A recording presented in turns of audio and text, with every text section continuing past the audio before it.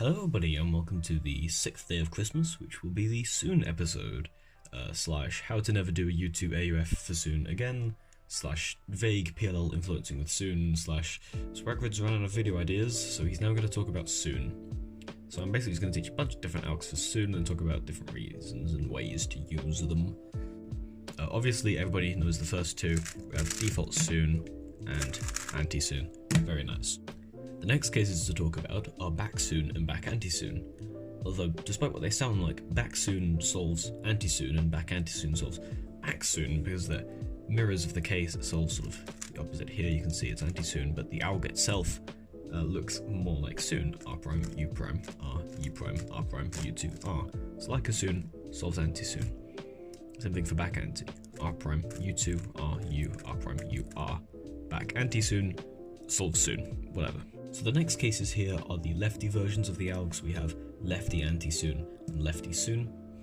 Obviously, while these can be executed just with L and U moves, I'm sure you're smart enough to figure that out on your own. They can also be mirrored to wide R, F and U, and those are kind of fun, so instead they'll look something like this. And so, what's the point of this? What can you do with it? Well, let's say you get Soon as your last layer case. If you get it from this angle, you will just do Soon. Simple as. If you got it from this angle, you might do U prime Soon, and that's fine. Or you could do this. I don't know if that's worth it or not, but it's an option that's there. If you got it from the back here, you would have to do U2 into Soon, but instead you could do U prime into this, or U into back anti-Soon. The point that I'm trying to make here is that even in the worst case scenario, you're only 1/4 turn AUF away from a good Soon alg. And so with anti-Soon, from this angle you can just do anti-Soon. From this angle you can do Lefty Soon. From this angle you can do back Soon. And from this angle you have a choice. You can do U into back Soon or U2 into Lefty Soon. But that's kind of a minor thing. I mean, if you measure in STM or HTM, it doesn't even remove a move from the solve. It only actually makes a difference in QTM. So what's a different choice we could be making? Both of these cases are Soon. Both of them, assuming we are solving with green on front, are from execution angle.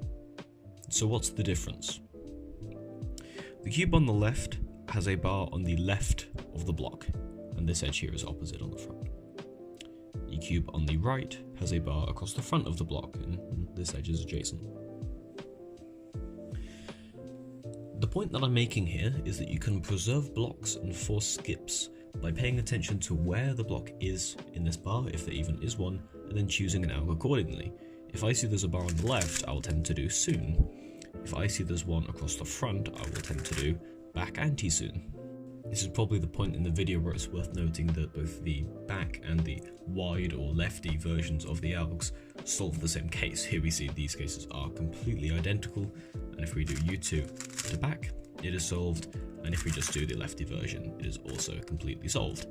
Now, whether or not you think it's worth using the recognition time and going out to do a different alg is worth the time that you take to just preserve a block is worth it, well, that's for your own call. If you don't want to use this in your own solves, don't.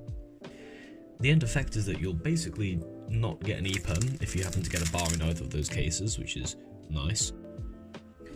But all that preserving that bar really does is slightly increases skip odds while making sure that you won't get an E-perm, but then in turn it means you're more likely to get any other diag PLL if you have diag CP, which means you're more likely to get an N-perm, which tends to be a bit slower.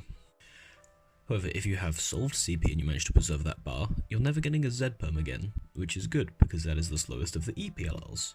You also won't get a H-perm, which is the second slowest. You're guaranteeing you get a U-perm, which is very good PLL.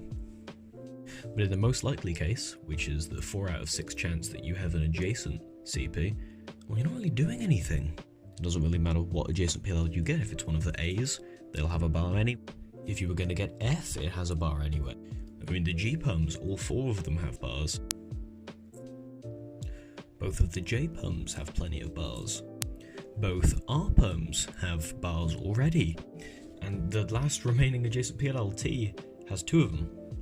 So when you preserve that bar with an adjacent CP, how much are you really getting done? I mean, sure, it probably raises the odds of you having another one, which means you'd be more likely to get something like J. I mean, maybe it doesn't, I don't actually. I'm useless at maths, I don't know if that's true or not, I'm just saying words. So whether or not you want to use any of these tricks is your choice, or what to use them for, if you want to try and preserve the bar, if you want to skip that U2 AUF, or if you just want to use normal Soon and normal anti-Soon like a normal cuber. Either way, my name's Swagrid, I've made a whole ass video about Soons, and you have watched it. Goodbye.